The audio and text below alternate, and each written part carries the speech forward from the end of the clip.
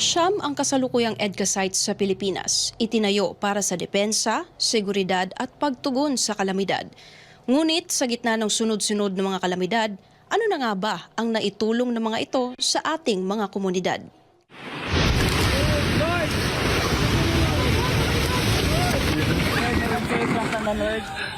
O yan yung mga nangyari sa atin. Nitong mga nakaraang mga buwan, may nakita kang mga kano na tumulong. Ito yung binigay nila sa atin, $1 million lang. Siyam na EDCA sites, $1 million. That's what? 58 million pesos? Mas mahal pa yung yung garden ni Romualdez dyan. Anak ng tinapay, yan lang itutulong nila sa atin. Samantalang ang pinangako nila sa atin ni langit at lupa. Magandang araw, Banateros. Hoy, kamusta naman ang buhay-buhay? Kamusta naman mga bossing ang inyong Martes? Ito na naman ang inyong pinakapaboritong fake news spreader sa balat ng YouTube, Boss D, at your service. At magpapasakit na naman tayo ng puso, isip, kaluluwa ng lahat ng mga salot sa lipunan, mga animal, mga kupal, mga kumag, mga tolongges, mga buwisit, mga pabigat sa pamahalaan, mga walang silbi sa bayan.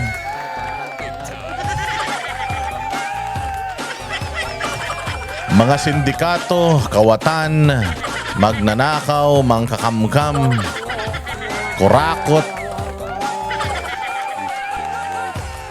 sa gobyerno at mga demonyo, mga satanas, Judas, Barabas. Another day, another uratan session. Kamusta naman ang buhay-buhay natin mga bossing? Ayan malapit na po magsimula. Nakita nyo na po ba yung video teaser ng Vox Populi? Ayan na nga. So malapit na simula ng Vox Populi. If not this Saturday, next Saturday. Mapapanood po yan mula alas 6 hanggang alas 8. Mag-follow po kayo sa DZAR 1026 News at SMNI Integrated News sa YouTube. May papalabas din po ito sa Banateros Facebook page, sa Vox Populi Facebook page. Subscribe and follow po kayo dyan. Siyempre, mag-follow po kayo sa lahat ng mga Banateros, kay Banat Bay, kay Coach Oli, kay Master Judea, Jay Guevara, Boss Dada, kay paring RJ at Sir Jack. At lambing naman mga bossing, meron po tayong isa pang YouTube channel, ang Boss Dada 2.0. Ayan, dyan po tayo mag-upload ng ibang mga videos natin at paminsan-minsan magla-live tayo dyan. Dyan tayo magla-live. Dito tayo upload lang tayo dito. Dyan po live tayo sa may Boss Dada 2.0. So mag-subscribe po kayo dyan. Ayan na nga mga bossing, ano bang mga pag-uusapan natin ngayong araw na to? Naku, mainit pa rin po ang mga issue ngayong umaga. At ipapakita nga natin mga bossing by the way, highway pala muna. Dito muna pala tayo sa SMNI Foundation Incorporated. Yung mga Typhoon Tino and Typhoon Uwan.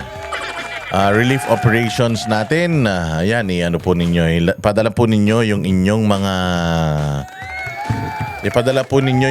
mga donasyon na zero corruption dyan po sa mga numero na nasa screen ninyo ngayon. Ang 099528491117 at ang 091771411820.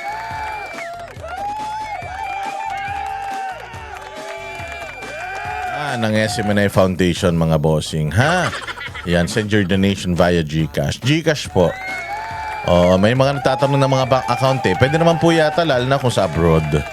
Ilagay nyo lang po ang kailangan ng pangalan. Yung unang number kay Marlon Rosete yan. Yung pangalawang number kay Hannah Jane Sancho. Mga taga-SMNI po yan. Ang mga bossing sa SMNI. Zero corruption. Kung gusto po natin na makatulong sa mga kababayan natin at pag tumulong ay siksik, liglig, umaapaw, napakabigat na pasanin ng ipamimigay natin sa ating mga benepisyaryo. Ayan. So ngayon nga, nag-aaway-aaway dyan sa Cebu. Nag-away-away ngayon dyan sa Cebu dahil sa ayuda. Mamaya, ano yun natin yung balita na yan. Pero, speaking of Cebu, mga bossing, oo, medyo bad news. Bad news po ito, mga bossing. Kasi ayan, umakyat na po ang, death toll dyan sa Cebu ng 232. Meron pong 150 na namatay sa Cebu. Sa Negros Occidental may 42. Sa Negros Oriental may 21. Sa Agusan del Sur may 6. Sa Capiz may 3. Dinagat Island merong 2. 2 rin sa Leyte. Southern Leyte 2. Antique 1. Iloilo 1. Guimaras 1. Sa Bohol 1. Masamang balita ito, pero gusto ko lang pong ipakita para malaman ng mga nanonood at ng mga nasa ibang bansa kung gaano karami yung biktima ng pagnanakaw dito sa Pilipinas, mga bossing. 232. Alam nyo, sabi ko nga sa inyo, itong bagyo na nangyari, itong pagnanakaw nila sa pondo ng bayan, flood control, substandard na mga riprap, substandard na mga yung rock netting, substandard na mga flood control, lalong-lalo na yung mga ghost projects. Mga bossing, yan ang totoong crime against humanity. Crime against humanity po yan. Wala pong kapatawaran yan. Ito pong mga buhay na ito, 232 na namatay ngayong bagyo. Yan, nasa mga kamay po ng mga congressman, ng mga kawatan na mga nasa pamahalaan, lalo na yung Zaldico at saka yung Judas na si Romualdez. Nakakalimutan na natin, Hindi na naman tumutunog ang pangalan ni Romualdez, Huwag tayong makakalimot, mga bossing. Zaldico, Romualdez, Bongbong Marcos, yung tatlo na yan. Walang ibang pinuno sa pagnanakaw sa pera ng taong bayan kung hindi yung tatlo na yan. Hindi pa natin napapatunayan dahil wala naman na isasampang kaso sa mga Judas na yan. Tapos itong switik na ICI na ito, ganun din. Hindi rin naman nagsasampa o nagpa-iimbestiga dito sa mga tao na ito. O hindi ba, yan si Romualdez, nagpunta nun nakaraan dyan sa ICI, saglit lang. O pagkatapos nun, hindi na ulit naimbitahan. Di ba? Hindi na ulit naimbitahan yan. Akala ko ba patas yan? Akala ko ba may planong papanagutin, accountability at kung ano-ano pa. Walang hiya, nauuna pa sila mag-imbestiga. Doon sa Davao City, nag-imbestiga sila doon. Wala naman nagrereklamo doon. Wala naman namatay doon. Wala naman gumuhong mga flood control project. Wala naman ghost project doon. Pero nandoon sila nag-iimbestiga. Mano ba naman ang imbestigahan ninyo yung mga alam ninyo na may mga ghost projects na? Yan, dyan sa may, sa may Bicol, dyan sa may Ilocos, dyan sa may Bulacan, dyan meron Bakit tayo naghahanap ng problema sa isang lugar na wala namang kaproblema? Dito mo makikita talaga itong ICI na to. Walang kakwenta-kwenta talaga tong investigasyon na ito. Itinigil pa naman yung investigasyon sa kamera. Sa bagay, wala rin namang kwenta mag-imbestiga yung kamera na yan dahil puro politika din dyan.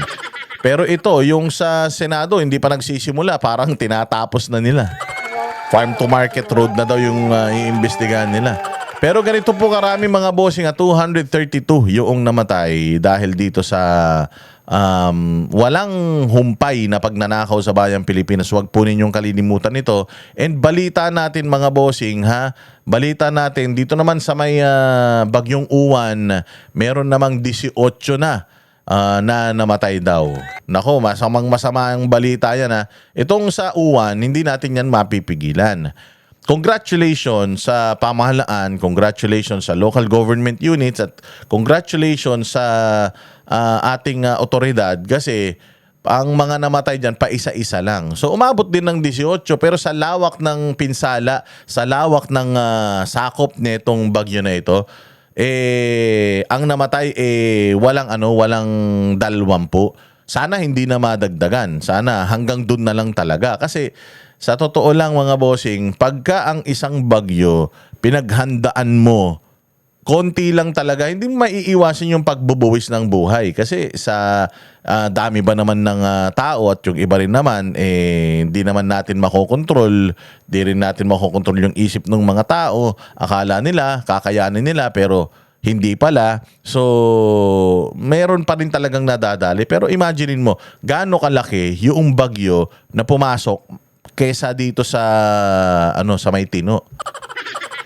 Mas malaki itong uwan kaysa kay Tino. Pero dahil nanawagan tayo, dahil maaga pa lang, ipanapananawagan na natin sa mga kababayan natin na lumikas na makipag-cooperate sa pamahalaan, kung may effort para sila ay i-relocate, sumunod, o kita ninyo, konti lang yung nangamatay. Dito sa Cebu, walang hiya. Ganyang kalaki ang namatay sa Cebu dahil tatanga-tanga gobyerno during itong bagyong Tino Tingnan ninyo yung interview ni Bongbong Marcos, hindi ba? Ang kanila daw pinaghandaan, storm surge, hindi daw flash flood. When you say prepare, you prepare for everything. You prepare for the worst. Oo, kung ang pinaghahandaan mo 100 kilometro na hangin, kung ang alam mo na papasok ay 100 kilometro na hangin, dapat ang pinaghahandaan mo 200 kilometro na bilis ng hangin, ganun.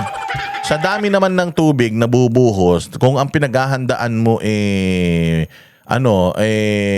talagang lagpas tao na baha, dapat mas malalim pa dun yung pinaghahandaan mo. Hindi pwedeng isa lang ang pinaghahandaan mo. Diyos ko naman, ganyan lang ba kapasidad ng utak ni Bongbong Marcos na alam naman niya yung bagyo. Ano yung bagyo? Bagyo, may ulan at saka merong merong ulan at saka merong hangin yan. Bakit hangin lang yung paghahandaan mo? Kailan pa bumagyo ng walang tubig? Hindi ba? So ganyan ka incompetent itong pamahalaan na ito. And dahil incompetent ang pamahalaan, aside from the incompetence ng pamahalaan, magnanakaw pa.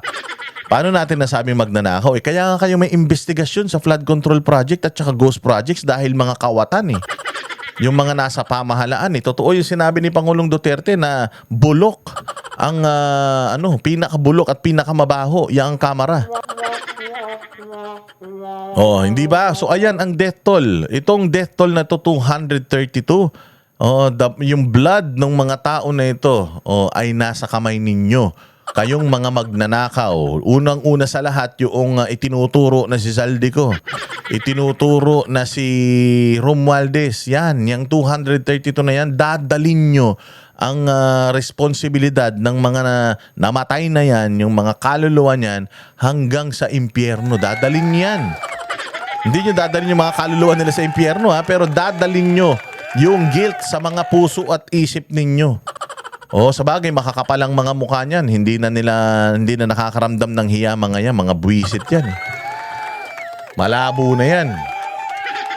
So ngayon mga bossing, 232, wag tayong makakalimot Yung 232 na namatay na yan, isisisi natin yan. Hindi lang yan, may mga namatay din sa Masbate at iba pang mga dilubyo sa Pilipinas, isisisi natin yan sa pamahalaan na hindi pinangalagaan yung welfare ng mga tao na yan.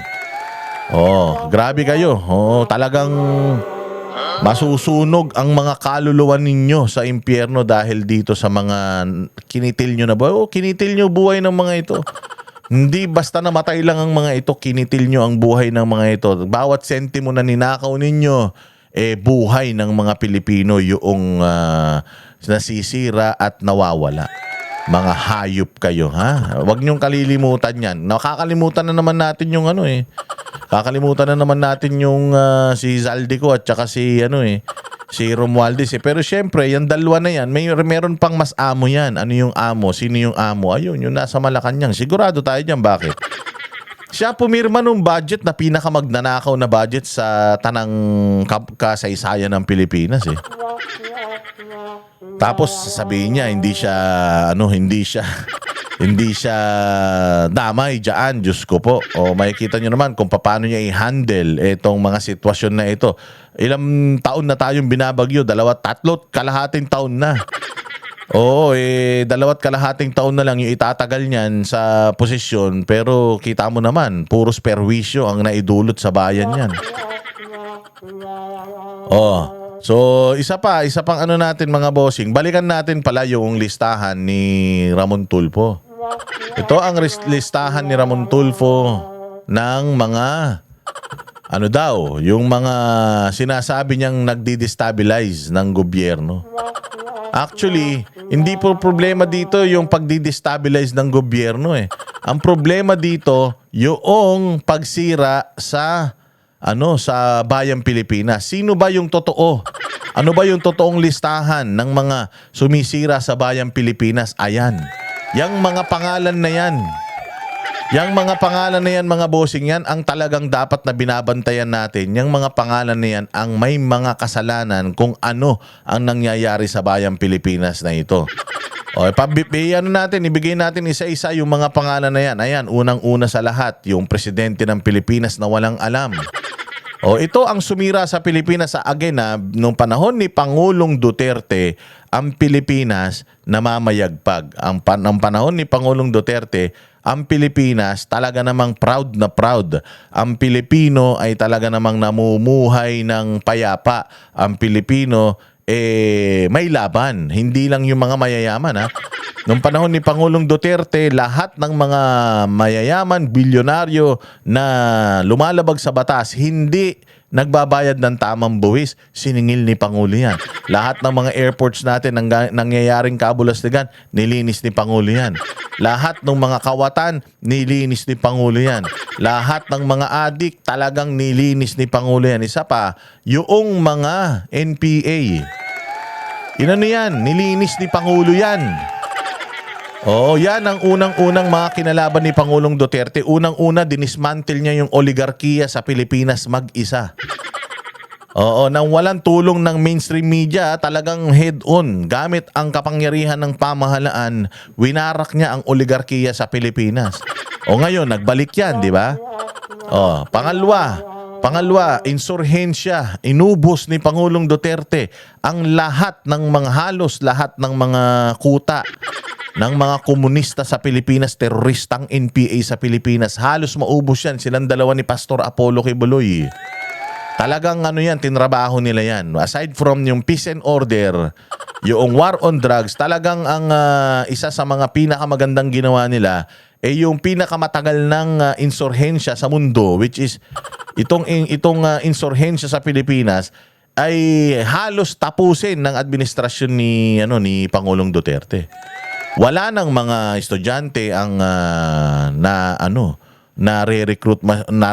Wala nang umaakyat sa bundok. Actually, yung mga nasa bundok nga, dahil sa mga programa ni Pastor Kibuloy at saka ni Pangulong Duterte, bumabayan sa kapatagan, sumanib sa pamahalaan.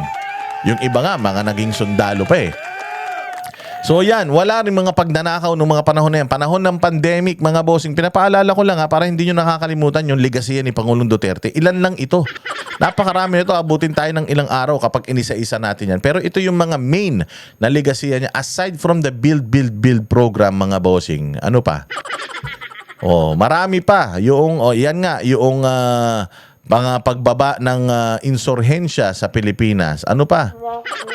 Yung corruption sa Pilipinas, pandemic pa noon, pandemic pa. Pero makikita mo na nairaos ang mga Pilipino. May mga sinabi pa nga si Pangulong Duterte na kung pwede lang ibenta ko lahat ng ari-arian ng bayan natin, basta maisalba ko lang ang buhay ng mga Pilipino, lalong-lalo na sa panahon nitong pandemya, gagawin ko. Ganon si Pangulong Duterte. Ngayon, yan yung magandang Pilipinas. Yan yung napakagandang Pilipinas na iniwan niya. Wag na natin pag-usapan lahat ng mga nagawa niya. Pero yun yung Pilipinas na tinurn over niya. Sira ang Pilipinas sa mga previous administrations, administration ni Pinoy, ni Gloria, ni Erap, ni Ramos, ni Aquino, at saka ni Marcos Sr. Warak na warak ang Pilipinas noong kinuha yan ni Pangulong Duterte. Inayos niya yan sa loob ng 6 na taon. At dahil nga sa pag-aayos niya sa bayang Pilipinas, it cost him his freedom. sa paglinis niya sa Pilipinas, nasaan si Pangulong Duterte? Nasa ICC ngayon, naghihirap. Para mapasarap ang buhay ninyo, tatandaan nyo ito lahat ng mga naging maayos ang buhay nung 2016 hanggang 2022, lahat kayo, hindi nyo yan matatamasa kung hindi nagsakripisyo yung isang tao na Bisaya, na taga Mindanao, na ngayon naghihirap para magkaroon kayo ng masarap na buhay. Anong ginawa nyo? Anong ginawa nyo doon sa mga ginawa ni Pangulong Duterte na kabutihan sa bayang Pilipinas? Ipinagkanuno siya ng Pilipinas, ipinagkanuno nyo siya sa pagboto nyo dito kay Bongbong Marcos. Sinabi na niya na salot yan binoto nyo pa rin. So partly may kasalanan ang Pilipino kung bakit si Pangulong Duterte nagdudusa ngayon doon habang kayo sa sarap ng mga buhay nyo. Maganda ang Pilipinas nung iniwan ni Pangulong Duterte. Sino ang sumira? Ito yung mga pangalan na sumira at patuloy na sumisira sa Pilipinas. Isa-isahin natin. Ayan, Montulfo, binabantayan ng taong bayan ang mga sumusunod na mga mastermind na mga kawatan sa trilyon-trilyong piso na pera ng taong bayan. Yan yung caption. Nakuha ko lang to kasi may listahan si Ramon Tulfo sa listahan ni Ramon Tulfo, lahat nung nandoon, yung mga nagrereklamo sa pagnanakaw sa Pilipinas, wala siyang inilagay doon sa listahan niya. Ito yung listahan niya, Wala siyang inilagay sa listahan niya na mga magnanakaw. May nakita kang congressman dyan? May nakita kang may ghost project dyan? May nakita ka dyan proponent ng mga proyekto sa pamahalaan na mga kawatan? Wala. Bakit? Kasi nga, ito si Ramon Tulfo, aso na ito ng gobyerno at pabor ito na masira ang bayang Pilipinas basta lang hindi mamayagpag ang pangalan ng mga Duterte. Ngayon, tatapatan natin yung listahan ni Ramon Tulfo. Sino ang ang mga nasa listahan? Unang-una sa lahat, yung pinakasinungaling na presidente sa balat ng mundo. Si Ferdinand Marcos Jr. ang pinakamambubudol na tao sa buong mundo. Buong mundo. Pangalawa, sino? Yung asawa niya. Yung asawa niya na sangkot sa iskandalo sa Amerika at di umano business partner ng isa sa mga pinakamalaking smuggler sa Pilipinas. Nasa na yun yung Michael Ma? Diba? Nasa na yun yung hinahanap nun na Michael Ma nito ni Rapi Tulfo? Wala na, hindi ba? Hindi na ulit na banggit yung pangalan. Galit sila sa China pero yung mga kapartner nila sa katiwalian, Chinese. Mga hayop na yan. Sino pa? Sino pa? Yung anak nila na habang bumabagyo sa Pilipinas, paparty-party, habang lumilindol sa Pilipinas, paparty-party sa Singapore. Panood-nood ng karera. Ito nga si Ferdinand Marcos Jr. Sinisisi ninyo si Vice President Sara na wala siya sa Pilipinas nang bumabagyo. Kesyo nasa Hague siya. Walang hiya kayo. Si Ferdinand Marcos nga, yung bagyo sa nung bagyo sa Bulacan, ang dami namatay. May namatay pang mga Coast Guard. Coast Guard ba? Rescue, mga rescuer. Nasaan si Marcos noon? Nandoon sa Singapore, nanunood ng karera. Hanap kay Inday Sara ngayon. Pinakaulong nyo yung tatay niya sa ibang bansa. Kung hindi nyo ba naman ginawa, hindi alis ng Pilipinas kung hindi kayo mga tanga. Itong Sandro Marcos na ito yung unang nagpakalat ng impeachment, nagpapirma ng impeachment ni Inday Sara sa Kamara. Matapos ipalibing ang lolo. Itong sumunod, si Martin Romualdez. Yan talaga pinsan, yumaman, sumobra yaman nung naging presidente si Pangulong Marcos. Hindi naman, parang lumalabas ka, mas mayaman na siya ngayon kaysa kay Pangulong Marcos. At di umano, dinidilibiran ng mali-malitang pera. Isa pa, yung asawa niya, Yeda Marie Romualdez. Di ba? Yan din yung, nasa pang-5 seat ng kanilang party list. Pinatalsik yung mga, para lang makaupo siya, yung mga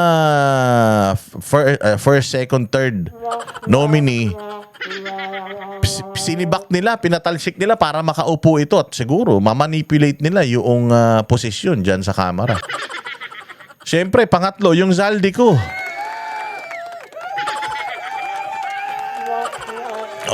Pangwalo, ayan, yung si Boying at John Vic Rimulya ang magkapatid na sinungaling. Ang mga magkapatid na ang pamilyang ng Cavite, pamilyang traidor ng Cavite. Na matapos gawing kaalyado si Pangulong Duterte at traidorin ang mga Binay. Nung nakita nila malakas si Duterte, dikit kay Duterte, nung nawala na si Duterte, o isa sila sa mga nagkanuno kay Duterte. Si Boying at saka si John Vic. Nandito ba si Abalos? Nakalimutan yata si Abalos dito Sama nyo pa si Abalos dyan. Parang wala si Abalos dito sa listahan na to pangatlo, sino pa? Ayan, yung Lucas Bersamin. Na siya yung pangunahin na dapat na sumusunod sa batas dahil dating taga Korte Suprema pero wala. Isa siya ngayon sa nagsishield dito sa administrasyon na ito na sobrang maanumalya. Sino pa yung mga nandito? Siyempre yung tagapagsinungaling nila na si Claire Castro na hindi na binoses yung totoong nangyayari sa bayang Pilipinas. Puro na lang pagtatanggol sa administrasyon kahit na palpak naman. At saka aside from pagtatanggol, pagsisinungaling sa totoong issue ng bayang Pilipinas. Ayan, si Risa Ontiveros nakalagay din dyan sa listahan si Risa Ontiveros na di umano merong mga flood control insertions na nagsinungaling yan di ba nanahimik, nakita niyo si Risa biglang nanahimik. Paano nasukol siya? Nasukol siya ni Katunying dahil sabi ni Katunying meron siyang insertion. Di naman sinabi masama yung insertion niya. Di naman sinabi na ngurakot siya. Nagulat lang si Katunying dahil may insertion siya. Tapos sabi niya wala akong insertion. Biglang nagpakita si Katunying ng insertion, nanahimik. Di umano, may mga issue pa ito ng pagbabayad daw ng mga ng mga testigo. Di umano Hindi natin mapatunayan yan kung totoo yan, pero di umano may mga issue na lumalabas na ganyan. Bakit yung mga issue nila hindi hindi hina-highlight? Balikan ko lang pala ito si Boying. Si Boying ang pinaka satanas na DOJ secretary na ngayon ay ombudsman na pinaka-loko-loko di sinungaling. Nagpapakalat ng fake news tungkol sa ICC warrant kay Bato. Wala pa naman pala. Yung pala, malaman-laman natin ang ang kanyang source, si Teliling. Abogadong naturingan, makikinig ka sa baliw. Di ba? Yung John Vic Rimulya na ginagawang timawa yung mga estudyante. Mga abangers, walang pasok ngayon. Bakit nang yan? Lumabag yun na ng malakas, ganyan pa magsalita. Mga walang kaluluwa talaga mga to. Pangalabindalwa, si Tito Soto na kasama ni Anjoliana nakalagay rin dito. Si Tito Soto na inagaw ang pagiging Senate President at pinoprotektahan itong pinoprotektahan itong si Romualdez sa mga kaso na pwedeng ikaso sa kanya. Pinipigilan itong si Romualdez na sinishield para hindi siguro masira yung pangalan. Ewan ko kung anong pinag-usapan nila. Si Ping Lacson na winawarak yung reputasyon ng mga testigo na nagtuturo sa mga magnanakaw sa Pilipinas dyan sa Blue Ribbon Committee. Si Loren Legarda na gustong paimbestigahan itong Dolomite, walang hiya, hindi na nga nire-respeto to ng mga anak Yung dalawang anak nga niya iba ang opinion sa kanya dahil alam na naman natin si Loren Legarda, di umano may lumabas din na issue dito na konektado daw ito sa kaliwa. Ayan, number 50 si Rapi Tulfo. Si Rapi Tulfo na dati kakampi ng mamamayan paglaban sa mga sa katiwalian, pag-i-expose ng mga kabalbalan, ngayon wala na, tahimik na. Wala na siyang ibang pinakikita kundi yung yaman ng pamilya nila. Di ba? Si Rapi Tulfo na dating maingay nung hindi pa senador, lahat inaaway. Magaling sa away mag-asawa, away barangay, away chismosa. Noong binigyan ng kapangyarihan ng taong bayan, ginamit niya yung kanyang following, pambubudol niya sa mga Pilipino, paggagamit niya sa mga Pilipino manood sa kanyang mga video para yumaman siya. Ngayon, nandiyan siya sa Senado, wala nang ginawa. Wala nang in-expose. Pagka mga kapitan ng barangay, mga major, matapang, pero kapag yung pagnanakaw na sa bayang Pilipinas, malalaking tao na, wala na, tamimi na. O kita mo, yung dalawang kapatid pa niya na si Ramon Tulfo at saka si Erwin Tulfo na salot na rin sa lipunan. Di ba? Yung Luistro, yung Jervil Luistro. O yan yung mga congresswoman na di umano may corruption din yan dyan sa Batangas. Na sinasabi niya ng lahat, AKAP, AX, galing daw yan kay Romualdez. Nakala mo pera ni Romualdez yung pinamumudmud nila pero pera ng taong bayan yan, JJ Suarez. Na nung sinabi nung JJ Suarez na magpa-psychiatric test si Inday Sara at pagka umaten si Inday Sara diyan sa sa budget deliberation ba yan o sa may good government ni Chua. Sabi magpapa-drug test daw. Hanggang ngayon naubos na yung buhok, hindi pa nagpapa-drug test yan. Balita natin na umunlad din ng hindi umunlad ang Quezon, sila ang umunlad sa Quezon eh. Yang Dong Gonzales na yan, dating alyado ng mga Duterte yan, na pinagkanuno ang mga Duterte, malaman-laman natin, rin daw pala nito, di umano kawatan din daw, di umano. Dahil may construction firm, yung pamilya nito, yung mga anak. Diyos ko po, sinisilip natin si Senator Bato de la Rosa sa conflict of interest. Nandito yan si Dong Gonzales. Asa na yan? Hindi na rin umiimik. Bakit? Wala na yung mga dating may ingay na congressman. Tahimik na ngayon. Bakit tahimik? Tahimik na sila ngayon, mga bossing. Kasi, may mga kabulastugan. Lalabas lahat yan eh. Itong Rog Gutierrez na yumaman din. Yung one rider party list. Meron din yung tatay daw nito. Di umano na construction firm o conflict of interest. Ba't nandiyan pa yan? Itong Jude Asidre, hindi ko alam. Pero ang alam ko, itong Jude Asidre na ito, sa Tingog Party List ito. Alam naman natin yung Tingog Party List. Diyos ko po. Grabe din yan. Grabe din yan na magbigay-bigay ng ayuda. Ayan, yung Edwin Garjola. Yung Edwin Garjola, yan yung maingay na maingay ngayon dyan sa may mataas na kahoy sa Batangas. Na di umano isa rin sa mga pinakakurakot, may-ari din daw ng mga construction firm yan. Kasapakat daw ito, di umano nung Luistro sino pa? Benny Abante. Yan si Benny Abante, talaga salot yan. Yan yung pastor na salot. Yan yung pastor na natalo sa kanyang distrito, pero ngayon ang yabang-yabang, akala mo siya may-ari ng distrito niya, District 6. Diyan sa Manila. Natalo na, pero nakaupo pa. Diyos ko po, yan yung Terry Ridon na tinanggal nung panahon ni Pangulong Duterte dahil sa kanyang maluhong pamumuhay, biyahe ng biyahe. Baka kaya lumaki yung pisngi nito kakabiyahe. Na ngayon ay isa na rin sa mga sa mga ginagamit para sirain ng mga Duterte. Si Ace Barbers. Si Ace Barbers na nag-violate sa freedom of expression ng mga vlogger. Tinarget ang mga vlogger. Tinakot ang mga vlogger. Ngayon, natalo. Si Dan Fernandez, isa din yan, na ginamit yung Tricom, Quadcom para sa kanilang paninira sa mga Duterte. At syempre, pag sinira mo Duterte, legacy ng mga Duterte, parang sinira mo yung magandang mga pinagagawa ni Pangulong Duterte. Yung adjong, isa pa yung adjong na yan. Na di umano, may mga corruption din daw yan dyan sa BARM.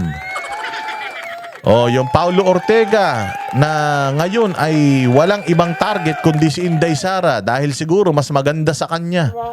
Kaya insecure na insecure si Bex. Itong pinaka talagang satanas, itong Antonio Trillanes na di umano may kagagawan kung bakit wala na sa atin yung South China Sea at pinahihirapan na tayo dyan. Na natalo sa Caloocan, sundalong kanin. Itong mga nandirito naman sa kabilang part, yung si Percy Sendenya natatanga-tanga. Kaya bang-yabang, kala mo matalino nung sinusukol nila si Pangulong Duterte sa Kongreso, nagmukhang mga aso. Wala namang mga nagawa. Ay ang Kabataan Party List na yung Rinico. Na di umano yung saan ba yung Gabriela ba Akbayan? Yung may sinasabing merong sexual abuse within their group. Tapos hindi nila kinukundina pero mga champion daw sila ng human rights. Yung Antonio Tino. Yung Antonio Tino na pumalit kay Franz Castro, yung kriminal na si Franz Castro, yung pumalit sa kanya itong Antonio Tino. Teacher ba to? Di naman kayo mga teacher tapos mga act teachers. Teachers dapat ang kanilang fino-focus. Pero walang hiya, wala silang ibang focus kundi ang papangitin na dumihan ng pangalan ni Pangulong Duterte, yung Sara Ilago, matagal na yan. Si Leila Dilugaw na dating may kaso ng droga, ngayon linis-linisan na. Sino pa? Janet Garin na di umano pumatay sa mga yung mga tinuruan ng Dengvac siya. Mga salot sa lipunan. O si Paduano, isa pa to. Na dati daw miyembro ng Sparrow unit ng mga makakaliwa, sabi ni ni Ka Eric Celis, parehas Ilonggo yan. Magkakilala, Johnny Pimentel. Yung Johnny Pimentel ba yung merong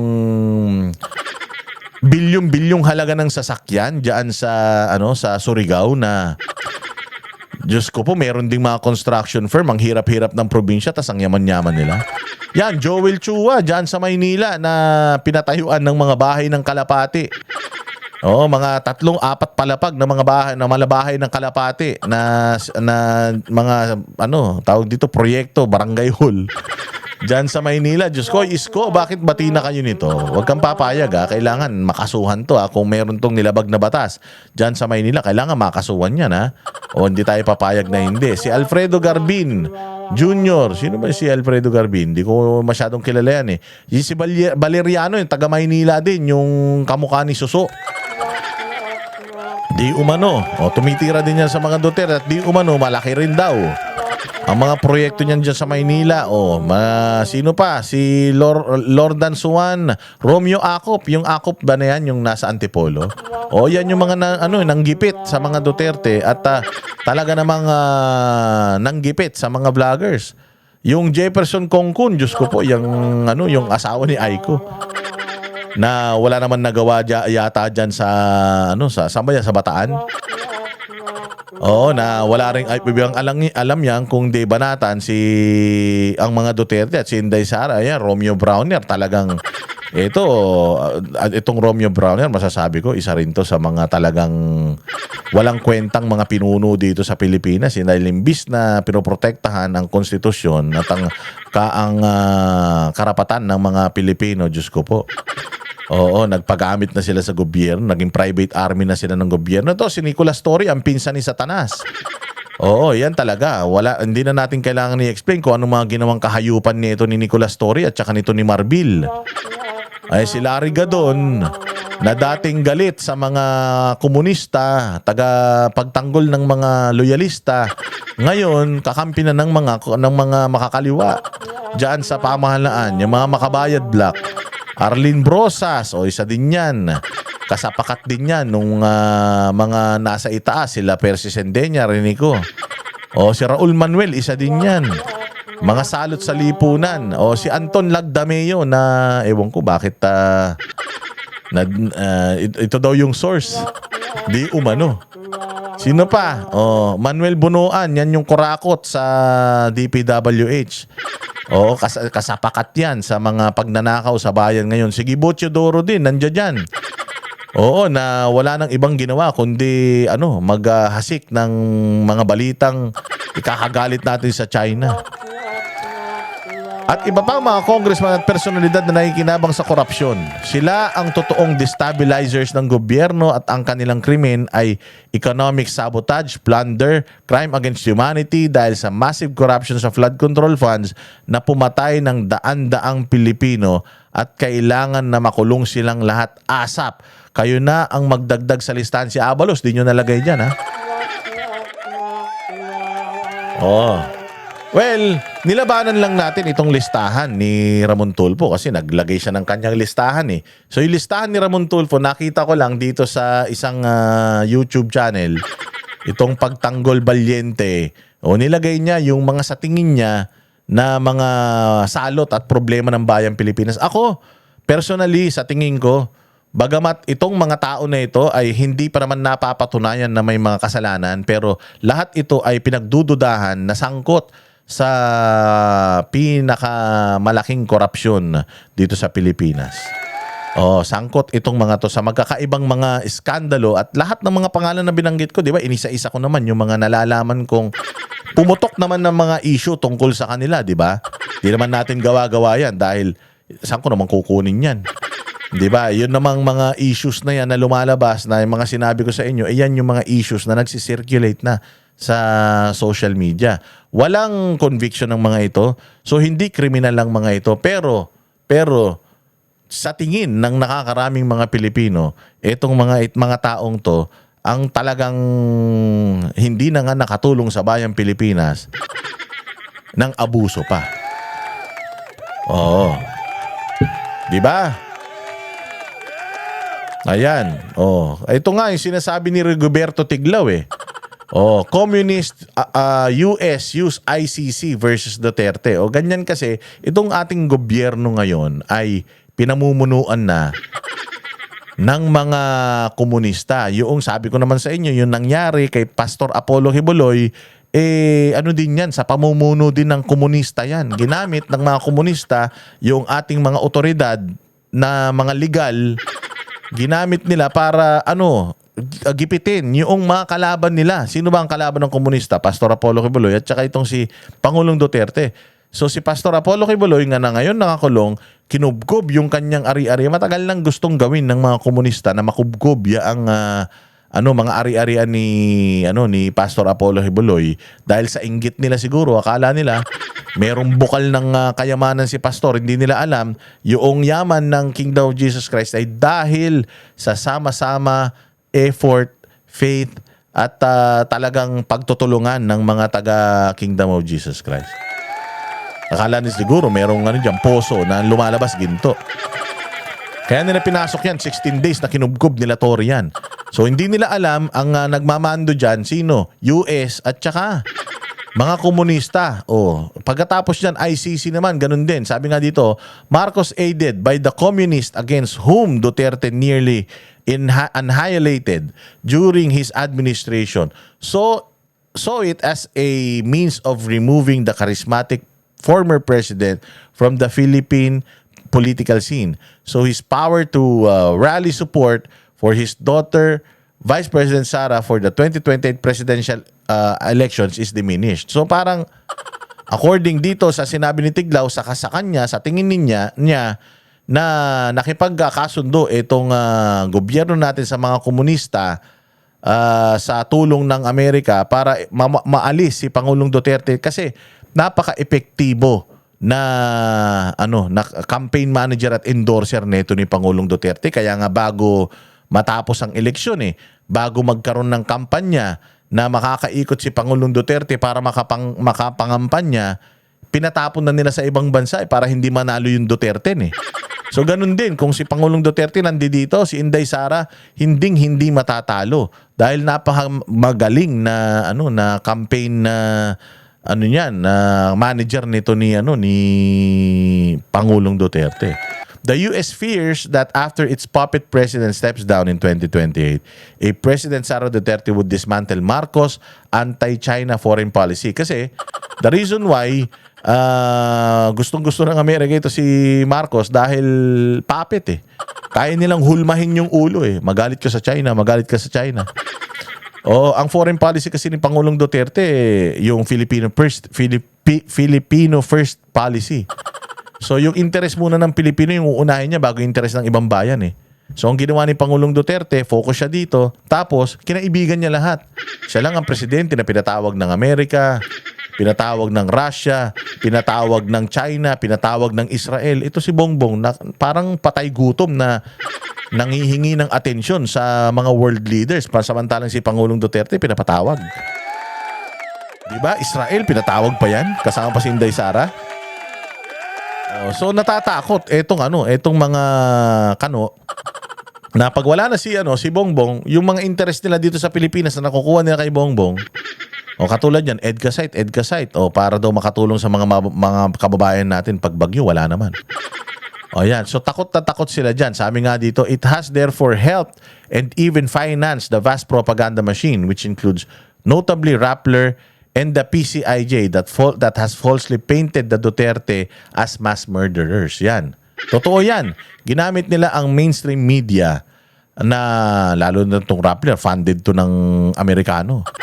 O para sirain ang mga Duterte. Wala nang iba ang gagawin kundi sirain ang mga Duterte. Ginagawa nila yan kasi nga alam nila na kapag kasi Inday Sara ang nanalo, Diyos ko po, baka mas malala yan sa tatay niya. Sigurado tayo dyan. Kaya nga napakaganda rin itong isinulat ni Roberto Tiglao na ito. Dahil dyan, tingnan ninyo itong isang balita patungkol sa EDCA sites na sinasabi na tutulong sa bayang Pilipinas at sa panahon ng kagipitan na. Eto, pakinggan natin. Nasaan ang tulong ng Enhanced Defense Cooperation Agreement o EDCA sa mga komunidad na labis na nasalanta ng magkakasunod na kalamidad? Ito ang tanong ng maraming Pilipino habang patuloy ang pagharap ng bansa sa sunod-sunod na sakuna. Narito ang balita ni Sara Santos. Siyam ang kasalukuyang EDCA sites sa Pilipinas, itinayo para sa depensa, seguridad at pagtugon sa kalamidad. Ngunit sa gitna ng sunod-sunod na mga kalamidad, ano na nga ba ang naitulong ng mga ito sa ating mga komunidad?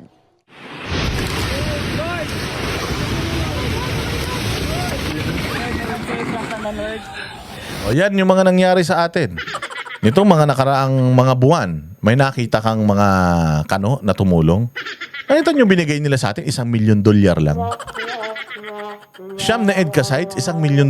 That's what? 58 million pesos? Mas mahal pa yung yung garden ni Romualdez dyan. Anak ng tinapay, yan lang itutulong nila sa atin. Samantalang ang pinangako nila sa atin ni langit at lupa.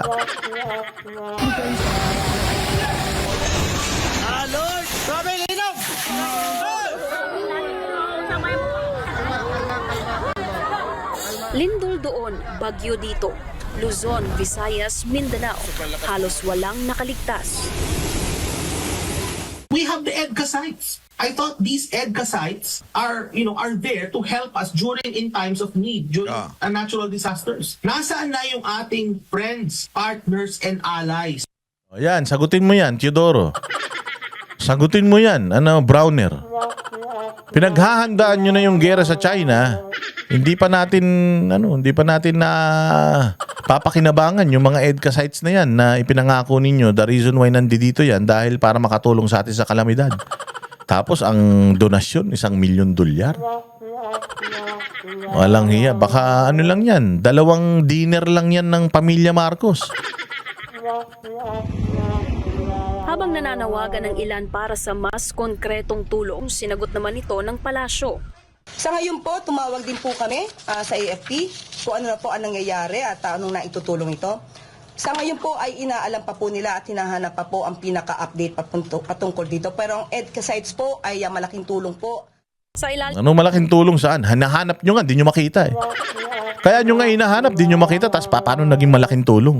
Meron ba namang hinahanap at talaga si Claire Castro parang lapis na mapurol eh. ng kasunduan ng Pilipinas at Estados Unidos, ginagamit umano ang EDCA sites bilang distribution at repacking centers ng relief goods. Subalit habang ipinagmamalaki ng Armed Forces of the Philippines ang disaster relief component ng EDCA, nananatiling tanong ng publiko, nasaan ang konkretong tulong sa mga komunidad na pinakaapektado? Hanggang ngayon, hindi pa rin malinaw kung gaano kalaki ang aktual na naitulong ng EDCA sa gitna ng mga kalamidad. Nararamdaman po dahil mabilis naman po ang pagdating ng tulong. Ano nga, putang ina, anong tinulong? $1 million? Putang tong babae na to, no? Parang baliw. Ito parang gago na eh, no? Ibang klase na yung utak nito eh. Putang ina niyan. Binabayaran mo ng pera ng taong bayan tas puro kabalbalan yung pinagsasasabi ng hayop na ito. Sa mga kababayan po natin. Mabilis yung tulong. Putang ina, wala nga tulong eh. Inutil. Gayunpaman, inanunsyo ng US State Department na maglalaan ito ng $1 million. Ano? Will provide 1 million in immediate life-saving assistance. Sa milyon? Buong Pilipinas.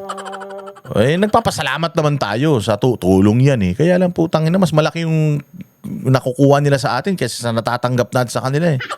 Tayo na sa relasyon, kailangan give and take. Kung ano yung binibigay ng isa, dapat nga pasikatan yan eh.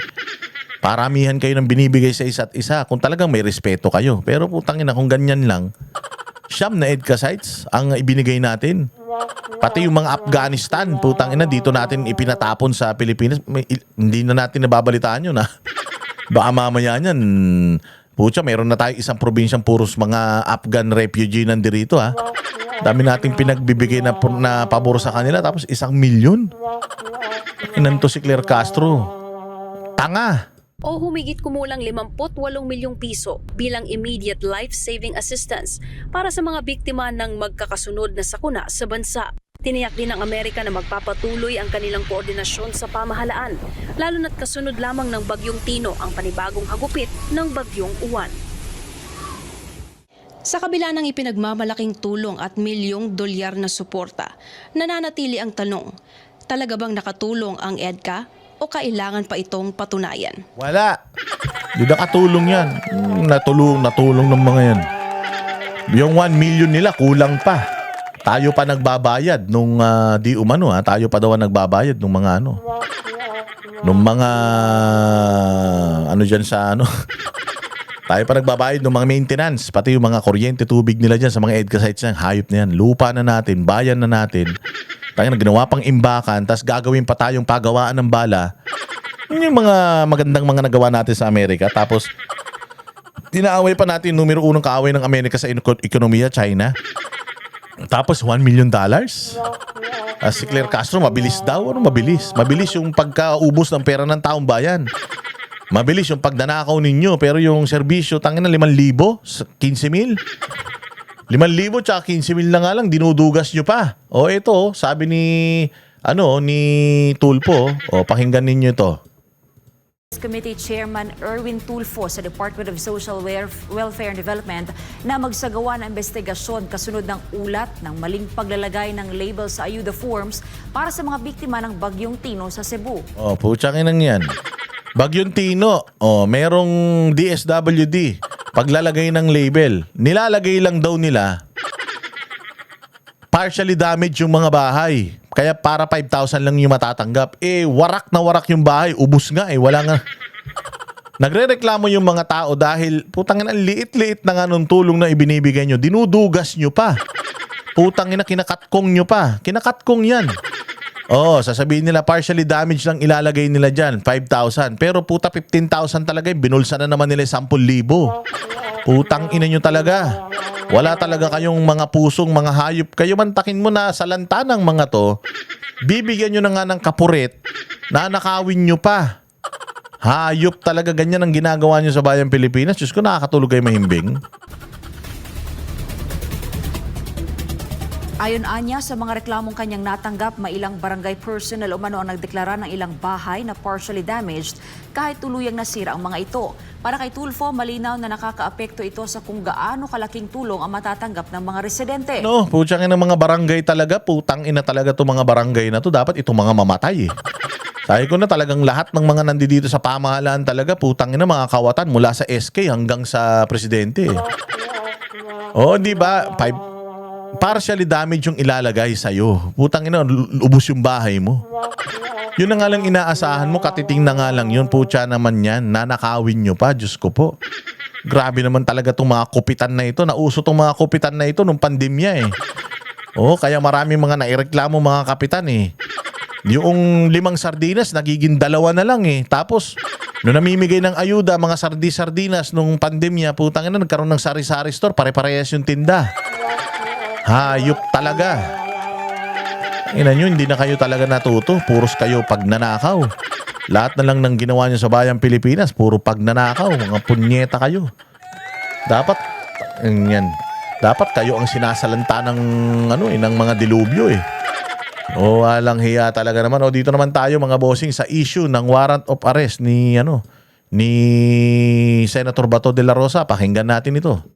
Update po tayo sa press conference ng Department of Justice tungkol sa arrest warrant umano ng ICC laban kay Senador Bato de la Rosa. At may ulat on the spot mula po roon si Sandra Aguinaldo. Teka, bakit ba kasi nagpe-press con itong Department of Justice patungkol sa pagpapaaresto kay Bato de la Rosa o proseso na gagawin nila kung sakaling may arrest warrant na lumabas. Wala pa naman arrest warrant, putang ina ninyo. Iniisip ninyo yung pag-aresto kay kay Bato para malihis yung issue ba yan? Kasi ang daming problema ng bayang Pilipinas. Hindi pa man na yung uwan lumabas. Babalik nga daw sa Miyerkules eh. Babalik daw, papasok ulit dito, mga hayop kayo. Tapos, pinag-uusapan nyo itong kay Bato de la Rosa, wala pa naman. Ang ina niya, sinasayang nyo pera ng pamahalaan dito sa mga ganitong kabalbalan nyo.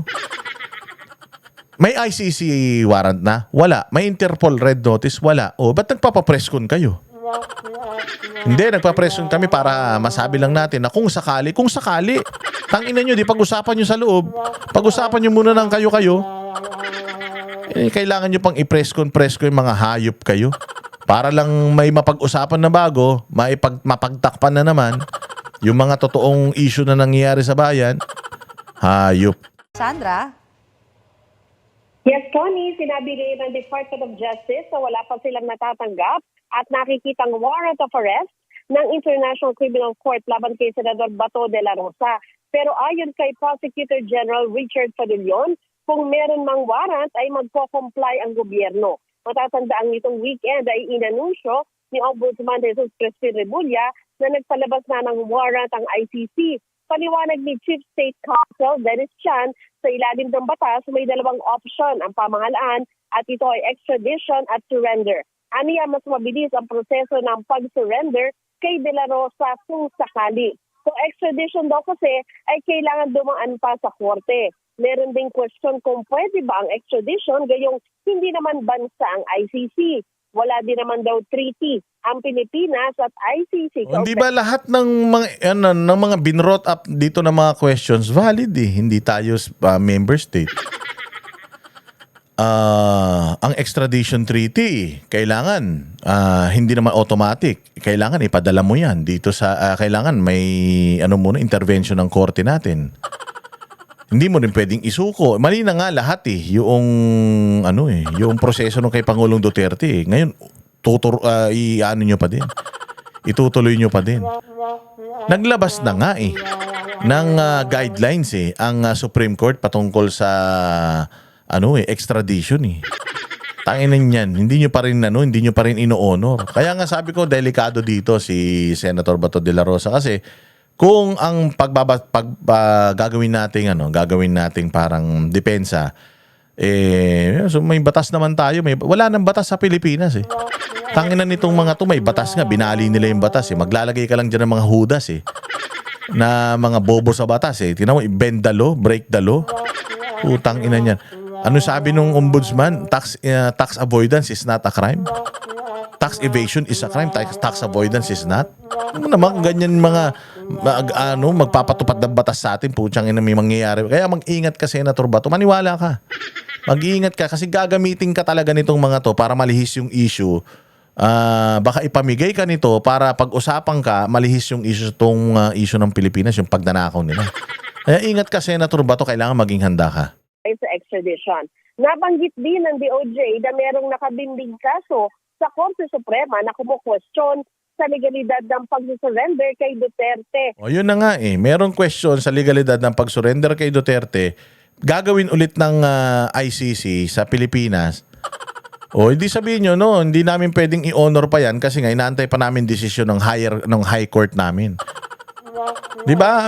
Bakit kailangan na natin pag-usapan to ngayon? No? Kasi nga, para malihis yung issue. Ginagamit na naman nila yan para ma-divert. Sa ICC na nauna nang nangyari, maaari daw nilang hintayin ang desisyon ng Korte Suprema kaugnay dito. At kung sakaling ibang paraan daw ang gagamitin nila kay De La Rosa, ay hindi rin daw nangangahulugan na mali ang ginawa noon ng gobyerno na pag-surrender kay Duterte. Meron din daw tinatawag ko na principle or of reciprocity kung saan inaasahan na tumanim ang isang bansa sa hiling ng isa pa o kaya ay ng ICC. Wala tayong responsibilidad sa ibang bansa, lalong-lalo na ICC na hindi tayo member state. You do not give your citizen to a foreign court. you try him here. Gumagana yung mga batas, yung mga korte dito. Ba itong mga pinagsasasabi Yan nyo? muna, Connie, ang pinakauling Tingnan ninyo yung isang paliwanag. Meron tayong isang video tungkol dito sa sinasabi na nga ni Lucas Bersamin. Sinasabi na nga ni Lucas Bersamin, mga bossing, na hindi daw uubra eh. Ayan sabi ng Malacanang hindi uubra. Iba-iba yung ninyo. Wala ba kayong GC? Hindi kayo nag-uusap-usap? Sabi ng Malacanang, sabagay sinungaling tong Malacanang eh. Sabi ng Malacanang, di basta pwedeng isuko si De La Rosa sa ICC. Ito. Habang nagbubunyi ang pamilya ng mga biktima ng EJK sa balitang naglabas na umano ng arrest warrant ng ICC laban kay Senator Ronald De La Rosa, hindi naman daw basta isusuko ng Malacanang ang senador. Alamin kung bakit sa Agenda Weekend Report ni Ivy Reyes. Gaya ng pahayag ng Senado, hindi raw basta-bastang ibibigay ng pamahalaan si Senator Bato de la Rosa sa International Criminal Court dahil bago na ang extradition rules ng Korte Suprema. Sa ilalim ng bagong extradition requirements, pwede lang ma-extradite ang isang Pilipino kapag punishable sa parehong Philippine law at batas ng requesting state ang kanya charges. Kailangan parehas punishable dito at sa ibang bansa. Wala nga siyang kaso rito eh. Saan mo siya ipapanish? Anak ng tokwa naman talaga Sisimula lang ang proseso ng extradition kapag nag-file ng verified petition ang Justice Secretary na tinatawag na Central Authority dito o kahit sino mula sa Office of the Chief State Counsel sa Extradition Court. Pagdating naman sa paghahain ng arrest warrants, kailangan muna magsagawa ng Extradition Court ng isang ex parte review para siguraduhin na una, tama ang taong nakasaad sa extradition petition. Pangalawa, extraditable ang criminal offense at may sapat na mga dokumento at mga ebidensya ang kailangan ipresenta sa extradition court. Ayon pa rito, ang extradition proceedings ng Pilipinas ay hindi naman categorical determination na guilty o inosente ang isang extraditee. So, maaari bang hulihin ng Interpol si Senator Bato gaya ng pagkakaaresto kay former President Rodrigo Duterte nitong Marso? Ayon sa SC, kung may urgent arrest request, pwede. Nasa Central Authority ang desisyon na utusan ang National Bureau of Investigation na magpasa ng isang ex parte application para sa provisional arrest na nasasakdal. Para sa agenda... Pero hindi automatic, di ba? May bago ng rule eh.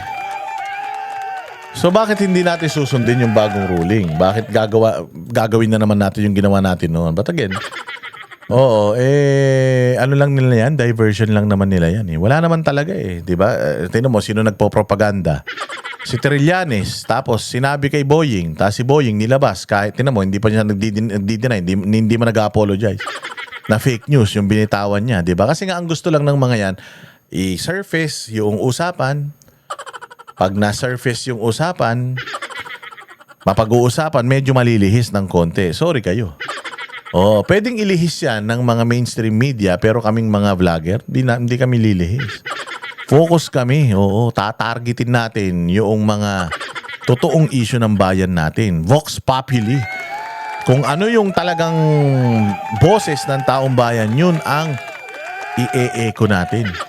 Hindi tayo makikinig, magpapalansi sa mga diversionary tactics ng mga satanas na yan.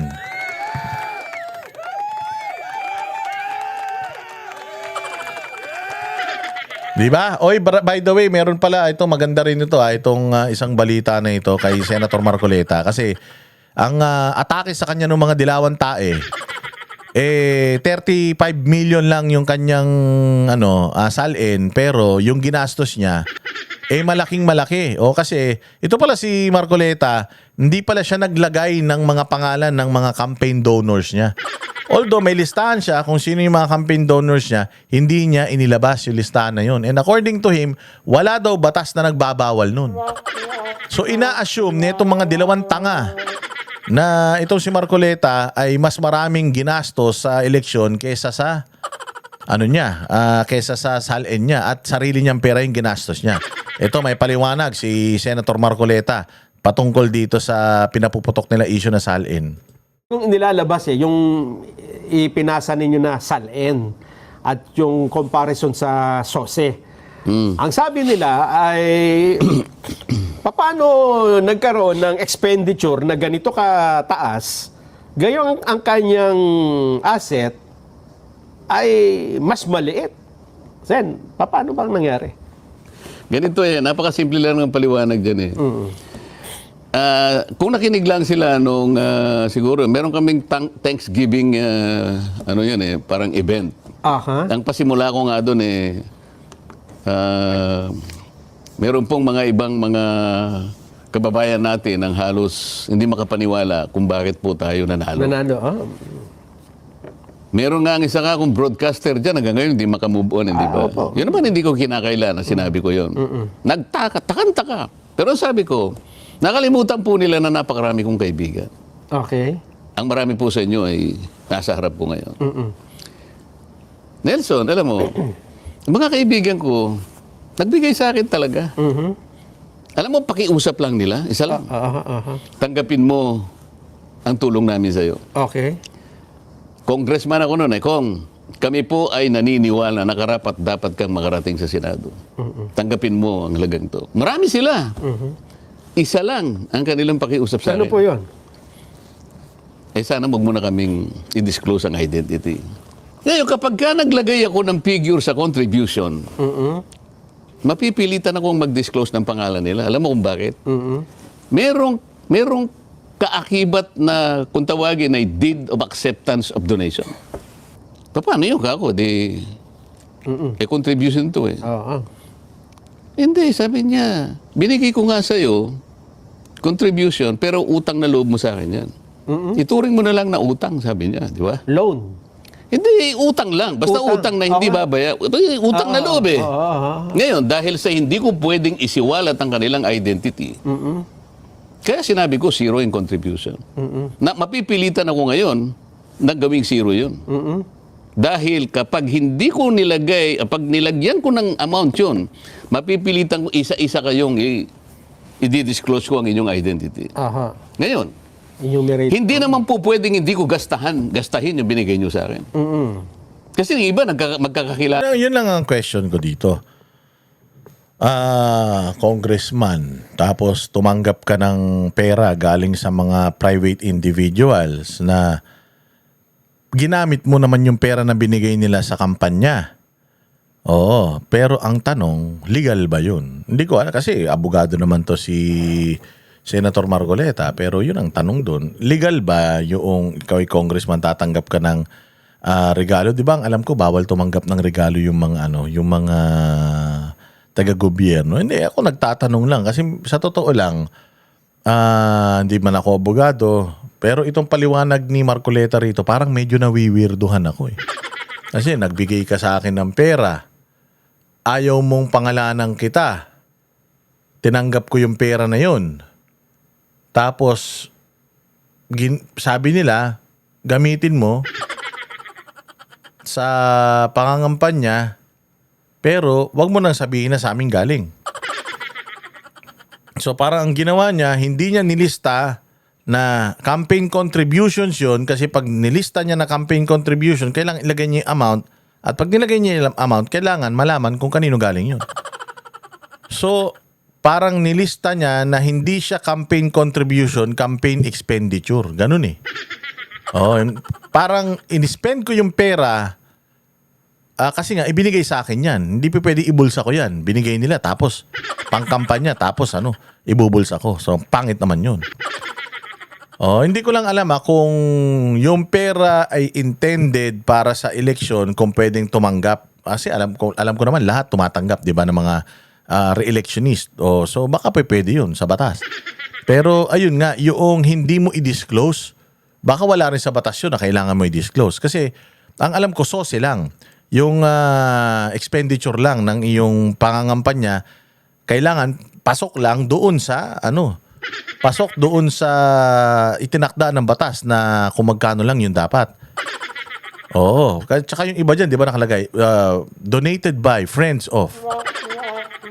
Di ba yung mga ganon? So hindi natin alam kung paano yung sistema, pero dito lang kasi sa video na to, hindi masyadong naipaliwanag. Tsaka yung pagpapaliwanag dito sa video na to, medyo parang teka, ba't ganun? Ba't ganyan? Medyo, kasi ito si Marcoleta, pag naghimay-himay ito ng batas, talagang maiintindihan mo. Pero ito, medyo mapapakunot-noo ka ng konti. Although, alam mo, si Marcoleta, hindi mo magnanakaw yan. Si Marcoleta, hindi naman yan, na loko-loko yan na congressman. Galit nga sa tiwali yan eh. Pero yung pagpapaliwanag dito ni Marcoleta, medyo hindi natin masyadong malunok ba ng buo. Kasi marami tayong parang mga question mark na lumalabas. Although, sabi naman niya, basta yun lang ang bottom line nito. The reason why yung sosi ko mas malaki doon sa salin ko kasi yung sosi ko, hindi ko mampera yun. Ibinigay sa akin yun para doon. Hindi ko lang inilista yung mga pangalan nila dahil yun ang gusto nilang mangyari. Yun ang gusto nila. Ayaw nilang pangalanan ko sila. So, lahat ng pera na binigay nila, kung 125 million yun, ginastos ko lahat sa kampanya. May nilabag akong batas? Wala. Pasok ba dun sa dapat nagastusin ng isang kandidato yung ginastos ko? Oo. May ninakaw akong pera? Wala. Hindi ko lang pinangalanan yung mga nagbigay sa akin ng pera para gamitin sa kampanya kasi yun ang request nila. Parang ganun yung sinasabi niya rito. Maganda naman yung paliwanag, kaya lang syempre hindi natin masyadong kabisado yung batas. Sana mas na-explain lang dito yung mga bagay-bagay, mga detalye, mas maliwanag sana. Wala kayo eh. Halimbawa, ang nilagay kong gastos ko ron, 5 million, sabi ko. Nakukwenta nila eh. Tinago ni Kong Dante. Tingnan mo nga naman ang buhay, nanalo na, kumita pa. Ayoko naman yun. Kasi pinagtiwala nila sa akin yun. At saka kailangan gastahin ko yun. Kailangan talagang... Yun. So yun ang bottom line. May nagbigay sa kanya ng pera, hindi lang niya pinangalanan, inilagay niya sa campaign spendings. Hindi siya nilagay sa campaign contribution. Illegal? Hindi. Yun ang sabi ni Marcoleta, hindi illegal yun. So hanapan niyo ako ng batas, sabi niya na illegal yun, ayan. Sagutin natin yan. Hindi pwedeng hindi ko gastahin sapagkat binigay nila sa akin. Sapagkat gusto nilang manalo ako. May tiwala sila sa akin. Pinagtiwalaan nila ako. Meron bang batas, Nelson? Na magsasabi, pipilitin ko silang i-disclose? Bigyan mo ako ng batas. Di maghanap Yun lang. sila. Hindi pwedeng hindi ko gastahin yun. Yun lang. So, walang batas na nagbabawal nun. So, yung actions ni Marcoleta is still within the bounds of the law. Yung kaya mas malaki yung kanyang ginastos sa kanyang salin dahil yung pera na ginastos niya ay ibinigay sa kanya. Ayaw lang talaga nilang ma-announce. Siguro nga. Kasi nga, pag nasabi yung pangalan, baka mamaya, pag-initan pa yan ng mga kalaban ni Marcoleta sa gobyerno, di ba? Maraming mga nasa matataas na posisyon na talagang galit na galit dito kay Marcoleta. Yan. So I hope maliwanag na sa lahat. Sa akin, siguro mga at least 80% naiintindihan ko yung pagpapaliwanag. Pero syempre, sa ibang tao, hindi nila tatanggapin yan. But then again, si Marcoleta, sumusunod dyan sa batas, I don't believe na gagawa ito ng mga bagay na, alam mo yun, yung ikakapahamak niya. Ayan, maraming salamat mga bossing. Magkita-kita po tayo ulit sa susunod vlog. Mabuhay po ang Bayang Pilipinas. Kami ang boses ng masa, hindi natatakot. Katotohanan lang, di kami nalulunod. Walang bahid ng sismis, lahat ay totoo. Kahit sino ka pa, pag mali ka babanatan ka. Walang pinipili kulay, wala kaming kinikilingan. Basta para sa bayan, kami lalaban. Pagdama palakpakan, pag mali banatan. Di matitinag, di matatakot, para sa bayan tuloy ang sigaw. Sa harap ng kamera, walang halong takot. Mga baluktot, lahat kayo'y tutumba.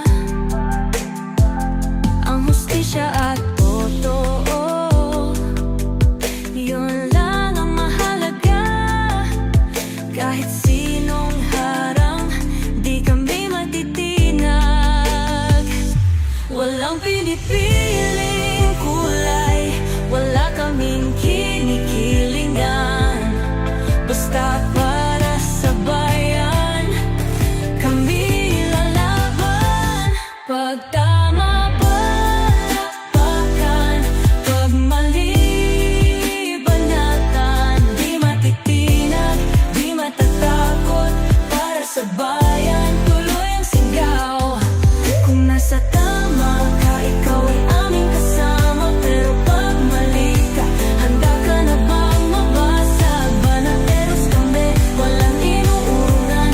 Dahil bayan muna, bago ang sarili.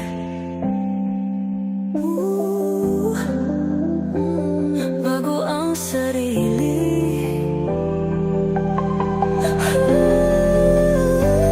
Pag tama palakpakan, pag mali banatan, banateros ang sigaw, katotohanan ang laban.